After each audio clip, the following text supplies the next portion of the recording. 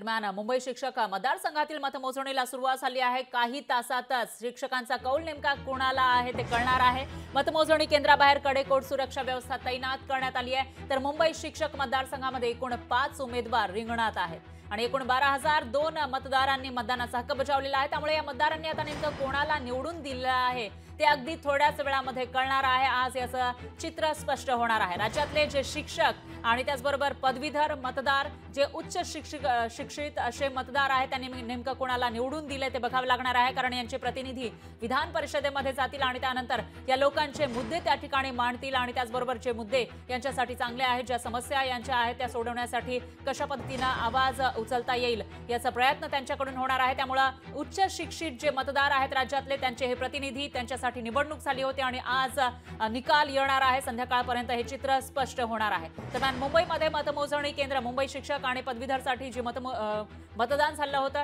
त्याची मतमोजणी आज होतीये। नवी मुंबईमध्ये मतमोजणीला सुरुवात झाली आहे आणि काही तासातच शिक्षकांचा कौल नेमका कोणाला आहे ते कळणार आहे। तर मतमोजणी केंद्राबाहेर कडेकोट सुरक्षा व्यवस्था पाहायला मिळते। दरम्यान मुंबई शिक्षक मतदारसंघामध्ये एकूण 5 उमेदवार रिंगणात आहे। तर एकूण 12,002 मतदारांनी मतदानाचा हक्क बजावलेला आहे आणि मुख्य म्हणजे इकडचे जे मतदारांची संख्या आहे ती कमी होती, त्यामुळे आता कोण निवडून येणार, कोणाला कौल आहे लोकांचा ते बघावं लागेल।